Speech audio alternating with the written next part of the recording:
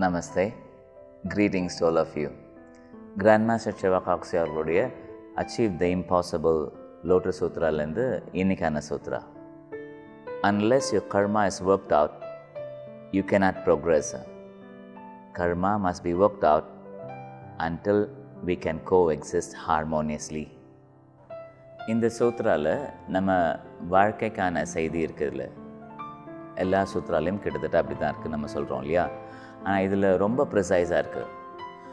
இது வந்து டைரெக்டாக நம்ம இதை செய்தியாக எடுத்துக்கிட்டோன்னா சில பேருக்கு இது ஷாக் ஆன மாதிரி இருக்கும். ஏன்னா கர்மாவோட பாடம் கற்றுக்கலன்னா நம்ம முன்னேற முடியாது, அப்போ டைரெக்டாக ஒரு குச்சியை வச்சுட்டு சொன்ன மாதிரி இருக்குது. ஆனால் உண்மை என்னென்னா அப்படி கிடையாது. ஸ்டூடெண்ட்டுங்கிற பார்வையிலேருந்து நீங்கள் பார்த்தீங்கன்னா உங்களுக்கு இது ஈஸியாக புரிகிற மாதிரி இருக்கும். வாத்தியாரோ உங்கள் அப்பாவோ இதை பல முறை உங்களுக்கு அறிவுரையாக சொன்னதை நீங்கள் கேட்டிருப்பீங்க.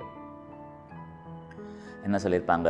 படித்தா தாண்டா நீ முன்னேற முடியும் அப்படிங்கிறத சொல்லியிருப்பாங்க. இங்கேயும் அதே வார்த்தை தான் சொல்லப்படுது. யார் படிக்கிறது இங்கே? ஆத்மா தான் முன்னேறதுக்காக, தான் மேலும் முன்னேறதுக்காக பாடம் எடுக்குது. என்ன பாடம்? வாழ்க்கையில் முன்னேறதுக்கான பாடம். தன்னோட குணங்களை மேம்படுத்துறதுக்காக, தன்னோட நற்குணங்களை மேம்படுத்துறதுக்காக அது வந்து பாடம் படிக்கிறதுக்காக பூமிக்கு வருது. அப்போது இந்த பாடம் நம்ம கற்றுக்கிற வரைக்கும் முன்னேற முடியாது. அப்படின்னு என்ன அர்த்தம்? இந்த பாடம் கற்றுக்கிற வரைக்கும் அதே பாடங்கள் திரும்ப திரும்ப திரும்ப திரும்ப வந்துகிட்டே இருக்கும். நம்ம லெசன்ஸ் வந்து சேம் தான். பாஸ் ஆன அப்புறம் தான் அடுத்த லெசன். பாஸ் ஆகலைன்னா அதே சப்ஜெக்டு, அதே பாடம், அதே வருஷத்தில் திரும்ப திரும்ப அதே வாத்தியார்கிட்ட படிக்கிற மாதிரி ஒவ்வொரு வாட்டி நீங்கள் லெசன் பாஸ் பண்ணாத வரைக்கும் அந்த இடத்துல உட்காந்த மாதிரி இருக்கும். இது ஒரு செய்தி. இந்த சூத்ராவோட செகண்ட் பார்ட் ஒன்று இருக்குது. அந்த செகண்ட் பார்ட்டில் என்ன சொல்கிறாங்க? நீங்கள் நல்லிணக்கத்தோடு பழகிற வரைக்கும் அந்த கர்மா உங்களுக்கு திரும்ப திரும்ப வந்துகிட்டே இருக்கும் அப்படிங்கிற மாதிரி சொல்கிறாங்க. அப்படின்னா ஆத்மாவோட இயல்பான குணம் வந்து அன்பு இல்லை, ஒன் ஆஃப் த குணம் அது வந்து அன்பு. அப்போ அன்பு உள்ள அந்த ஆத்மா இன்னொருத்தரை காயப்படுத்துது அப்படின்னா தன்னுடைய இயல்பான குணத்தை இது பயன்படுத்தலை. தன்னோட இயல்பான குணத்தை பயன்படுத்தாமல் எண்ணங்களையும் உணர்வுகளையும் சார்ந்து அது வாழ்ந்திருந்ததுன்னா அது செய்யக்கூடிய செயல்கள் எண்ணங்களையும் உணர்வுகளையும் பயன்படுத்தி இன்னொருத்தரை காயப்படுத்தியிருந்தது வச்சுக்கோங்க.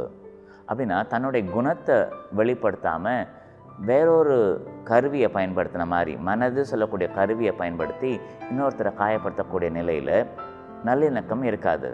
அப்படின்னு என்ன ஆகும்? அது ஃபெயில் ஆனதுக்கு சமமாயிடும். நீங்கள் ஃபெயிலான ஆட்களுக்கு வந்து திரும்ப திரும்ப நீங்கள் மீட் பண்ணுவீங்க.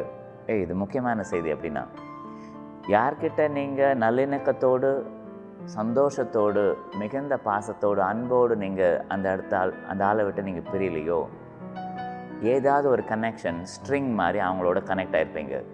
அந்த நல்லிணக்கத்தோடு முடிக்கிற வரைக்கும் திரும்ப திரும்ப திரும்ப அந்த ஆளை நீங்கள் பார்த்தே ஆகணும். இந்த ஜென்மத்திலையோ இல்லை பல ஆண்டுகள் கழிச்சோ திரும்ப திரும்ப திரும்ப அவங்கள நீங்கள் மீட் பண்ணுவீங்க. மீட் பண்ண அப்புறம் நீங்கள் முதல்ல எந்த இடத்துல விட்டீங்களோ அதே இடத்துலேருந்து ஆரம்பிக்கிற மாதிரி இருக்கும். அதனால தான் மாஸ்டர் என்ன சொல்கிறாங்க? இயல்பாகவே நல்லிணக்கத்தோடு நம்ம பழகிற வரைக்கும் நம்மளுக்கு அந்த ஆள்கிட்ட கரெக்ஷனுக்கான விஷயங்கள் திரும்ப திரும்ப திரும்ப கொடுக்கப்படும். இதை குறித்து வச்சுக்கோங்க. இது நல்லா புரிஞ்சுக்கிட்டீங்க அப்படின்னா யாரையும் காயப்படுத்த மாட்டோம். நம்மளுக்கு என்ன தேவையோ அதை செஞ்சு ஆசையாக பழகிறதையே நம்ம குறிக்கோளாக வச்சுப்போம். இந்த நாள் மட்டும் இல்லை, எந்த நாளைக்கும் இந்த செய்தி உங்களுக்கு யூஸ் ஆகும். நமஸ்தே.